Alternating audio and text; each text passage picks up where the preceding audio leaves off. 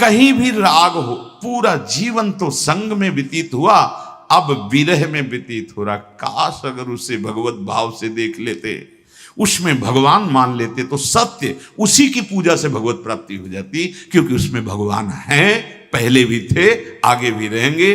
जब सर्वत्र हैं तो उस छवि में भी भगवान है, पर वो भगवान को ना मानकर, भगवत भाव ना मानकर, उस पांच भौतिक शरीर को अपनी अर्धांगिनी, अपनी आसक्ति का केंद्र माना।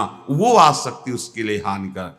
भरत जी महाराज यदि मृग में अपने आराध्य देव भगवान को देखते तो भगवत प्राप्ति होती, हिरण नहीं बनना पड़ता।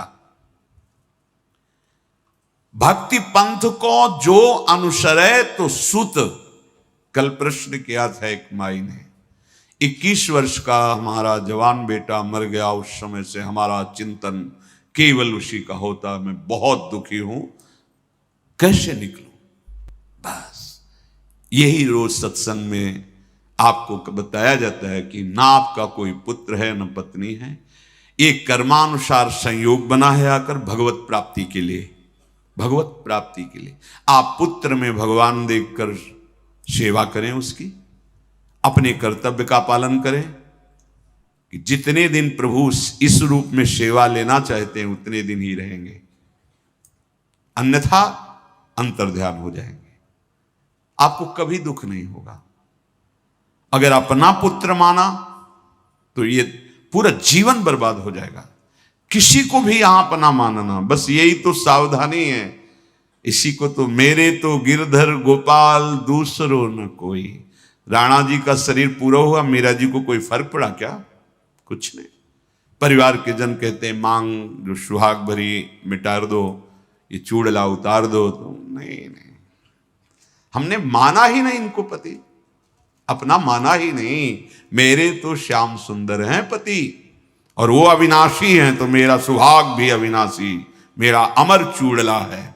नहीं, ये एकमात्र भगवत, और पूरे परिवार में रह रही थी, पूरा जैसा व्यवहार चाहिए वैसा ही व्यवहार कर रही थी। हमारे ब्रज की गोपीजन वैसा ही व्यवहार, पति के साथ, पुत्र के साथ, परिवार के साथ, लेकिन किसी में राग नहीं। यहां तक कि एक नेत्र में अंजन लगा है, श्री कृष्ण आवाहन करते हैं बंसी से, तो दूसरे में अंजन नहीं लगा रहे, ऐसे चली जा रही। एक बाह ऊपर के वस्त्र की डाली तो वैसे ही चली जा रही, दूसरी बाह भी डालने का उनको होश नहीं है। एक कुंडल पहने तो दूसरा कुंडल भी, बालक गोद से श्री कृष्ण का बुलावा, तो चित्त वृत्ति कृष्ण में अर्पित थी, इसलिए कोई नहीं रोक पाया। बड़े बड़े परमहंस गोपीजनों की स्थिति देखकर उनकी चरण वंदना करते हैं। ऐसा जो सोचते हैं हम गृहस्थी में रहकर कैसे, तो हमारी ब्रज की गोपियों ने, ब्रजवासियों ने, गोपजनों ने दिखा दिया कि गृहस्थी में रहकर परमहंसों द्वारा पूज्य वंदनीय स्थिति कैसे। उद्धव सनकादि ब्रह्मादि जिनकी चरण रज वांछत हैं, वह गोपीजन। सुत कलत्र सो हित परिहरे। ये शरीरों के अंदर गोविंद विराजमान है। अगर ये भावना नहीं तो फंस गए। फिर आए थे, फंसूंगा नहीं वादा करके। मां के गर्भ से निकाल दो हे गोविंद, इस बार जाएंगे तो केवल आपका भजन करेंगे, सबसे राग रहित होकर रहेंगे। फिर भूल कर गए। जैसी जैसी शुद्ध हुई वैसे वैसे हमने संबंधों का विस्तार कर लिया। फिर अब पूछो भजन के होता नहीं क्यों? जहां संबंध है उसी का चिंतन होता है। असन बसन की चिंता न करे, वस्त्र भोजन व्यवस्था इसकी चिंता मत करो। जो तुम्हारे सामने कर्तव्य कर्म उपस्थित हुआ है उसको करो, फल की आकांक्षा मत करो। विश्वम्बर भगवान सबका भरण पोषण करते हैं कर्म के अनुसार। पक्षपात होता है भक्त के साथ। संपूर्ण सृष्टि का भरण पोषण कैसे करते हैं? कर्म के अनुसार। कर्म प्रधान है तुम्हारा, जो तुम किए हो अनंत जन्मों में और जो कर रहे हो उसी के अनुसार सरकारी व्यवस्था होगी, भागवतिक सरकारी। आप कर्म बिगाड़ लिए, अपने दुख देने वाले कर्म एकत्रित कर लिए और भगवान को कोसते हो। हर व्यवस्था तुम्हें दी, बो इसमें क्या बोओगे? तुमने बोया दुख का बीज, अधर्म आचरण, मनमानी आचरण, गंदी बातें, गंदे आचरण, धर्म विरुद्ध। अब उसका फल होगा भयानक दुख। वो किस रूप में आएगा ये हमें पता नहीं। रोग रूप में आएगा, अपमान रूप में आएगा, क्या क्या उसके बहुत रूप हैं। अब कोशो भगवान को। व्यवस्था तो उन्होंने की थी, तुम इसमें सत भी बो सकते थे, क्यों असत बोए? आप काटो उस असत को। बोले हमसे नहीं काटा है तो फिर चलो उन्हीं की शरण में, आओ उन्हीं की शरण में। आम तो आम सर्व पापेभ्यो मोक्षयिष्यामि मा शुचः, मैं पावन कर दूंगा तुम्हें। तो असन बसन की चिंता न करें। प्रभु के आश्रित अगर हो तो असन बसन की चिंता ना करें। एक एक कैसे तुम्हें बताए, हर एक कृपा ही कृपा, मानो कृपा की वर्षा हो रही है। वर्षंत में उस सहजाद्भुत सौख्य धाराम, अद्भुत सुख की वर्षा, अद्भुत कृपा की वर्षा। ये ऐसा मत समझो कि केवल कोई बहुत तपस्वी भजनानंदी तो उसके लिए है। आज से आप अगर उनके हो गए, चाहे जैसे रहे होगे, ये कृपा ये नहीं देखती कि तुम कैसे हो। जैसे पारसमणि नहीं देखती कि ये बहुत तपस्वी के घर का लोहा है या बहुत निंदनीय आचरण करने वालों के घर का लोहा है, वो छूकर दोनों को समान स्वर्ण बना देती है। ऐसे भगवत कृपा कोई कैसा भी हो, शरण में आ जाए तो उसे महान बना देती है, उसे महात्मा बना देती है, उसे भगवत प्रेमी बना देती है। विश्वास करो, असन बसन की चिंता ना करे। अगर चिंता है तो शरणागति किसकी ली, किसको शरण किया? चिंता तुम्हें क्यों? चिंता तो आराध्य देव की है तुम्हारी। हमें चिंता नहीं अपनी, उन्हें चिंता हमारी है। हमको अब चिंता नहीं करनी, क्योंकि ये सब कुछ उनका हो गया। जो कल समर्पण की बात हुई, तो आज कह रहे हैं अब तुम्हें चिंता नहीं करनी। अगर चिंता करते हो तो समर्पण किसका किया? विश्वंभर सब जग कौं भरे, सेवक जी भी कह रहे विश्वंभर सब जग आभास, पोषण भरन न चिंत कराही, श्री हरिवंश विभव बिलसाही, श्री वृंदावन की माधुरी। है उपासक, पोषण भरण की चिंता का त्याग कर दे, क्योंकि वो विश्वंभर है, समस्त विश्व का भरण। इसी बातों को ना स्वीकार करने से यहां द्रोह, हृदय में, घर में द्रोह, नगर में द्रोह, राज्य में द्रोह, देश में द्रोह, विश्व में द्रोह का विस्तार हो रहा है। ना समझो अध्यात्म को, ना समझो भगवान को, मत करो भजन तो देखो विनाश लीला उनकी।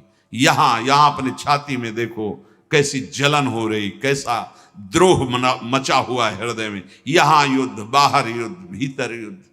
बचना है तो एकमात्र मामेव ये प्रपद्यन्ते माया में ताम तरंतिते। समझ में नहीं आ रहा। पशु जाके द्वारे पर होई, ताको पोषत अहनिसी सोई। जो प्रभु के शरणागत आवे, सर्वज्ञ हैं, ताको प्रभु क्यों करी बिसरावे। ए भाई, यदि किसी धर्मात्मा पुरुष के दरवाजे पर बराबर कोई पशु बैठा रहे, मानो कुत्ता ही, वो और दरवाजे नहीं जाता, अब उसको चिंता हो जाएगी। खाने के पहले सोचे बैठा है क्या? हाँ बैठा है, यार 2 रोटी डाल यार। वो कहीं जाता नहीं, दरवाजे पे पड़ा है। पशु जाके द्वारे पर होई, ताको पोषत अहनिशी सोई। कोई भी धर्मात्मा पुरुष ऐसे नहीं खा सकता। दरवाजे पर बैठा है, रोज बैठा रहता है, कहीं जाता ही नहीं। दोनों टाइम इसको 2-2 रोटी तो देते रहना। फिर हमारे प्रभु, जो प्रभु के शरणागत आवे, ताको प्रभु क्यों करी बिसरावे। धर्म समुद्र हैं प्रभु, सर्वज्ञ हैं, सब कुछ जानते हैं, और तुम उनके द्वारे पे आके पढ़ रहे, उनके शरणागत, अब तुम्हें अपनी चिंता करनी पड़ेगी। नहीं नहीं, बड़ी भूल कर रहे हो। पता नहीं, विश्वास नहीं होता कि पवाएंगे कि नहीं पवाएंगे, भसक मन में रहते। एक संत भगवान यही गा रहे थे, सबका भगवान भरण पोषण करते हैं। और जो कहीं कोई भगवद आश्रित हो जाए तब तो भगवान अपने कर कमल से उसका भरण पोषण। योगक क्षेमम कराम्य हम नहीं कहा भगवान ने, मैं करवा देता हूं, ऐसा नहीं कहा। वहां में हम बोले नहीं, वो तो आज एक व्यक्ति आया था, उसने ये दे दिया। हाँ, तुम्हारी दृष्टि ठीक नहीं है, वो कृष्ण ही आए थे, तुम पहचान नहीं पाए, तुम पहचान नहीं। वो प्रभु सच्ची सच्ची। धोखा उपासक से होता है, उपास्य देव से नहीं। उपास्य देव ही तुम्हारा भरण पोषण दुलार सब कर रहा है, तुम पहचान नहीं। इसीलिए किसी सूझ वाली आंख ने पहचान की, कण कण में झांकी भगवान की। पहचानना, ना जाने किस रूप में, नारायण में। मेरे प्रभु किस रूप में आकर रोज मिलते हैं प्रभु, रोज। पहचानो, क्या पहचानना। अब हम पहचान पाए ना पहचान पाए, जो मिलेंगे सो मन से पहले प्रणाम करेंगे प्रभु। जो भी पशु पक्षी मनुष्य जड़ चैतन्य, प्रभु प्रभु हे नाथ आप सब रूपों में हो प्रभु। भले दिखाई नहीं दे रहे हो लेकिन हो सब रूपों में। ये परमानंद का मार्ग है। तभी दैन्यता आएगी, तभी सब विकार नष्ट हो जाएंगे। बता रहे हैं कि विश्वास कर लो। संत भगवान ने कहा भगवान सबका भरण पोषण करते हैं। कई बार सुनाया है मलूक दास जी को, भगवान कैसे भरण पोषण, ये सबका प्रश्न है। बैठे भगवान दे देगा, तुम बैठ कहां पाते हो। बैठने का मतलब है फिर तो जो चाहोगे। थोड़ा देखा जाएगा कि 3-4 दिन हो गए अभी कवल नहीं आया, अरे सब झूठा है। नहीं, बिल्कुल डटे रहना, अब आखिरी हद है, फिर आप देख लेना। एक बार केवल देखा जाता है कि हिल कितना रहे हो अपनी निष्ठा में, अगर नहीं तो फिर आप देख लीजिएगा। सर्व कर्म विनाश करके नए भाग्य की रचना। अरे वो मालिक है अनंत ब्रह्मांडों का।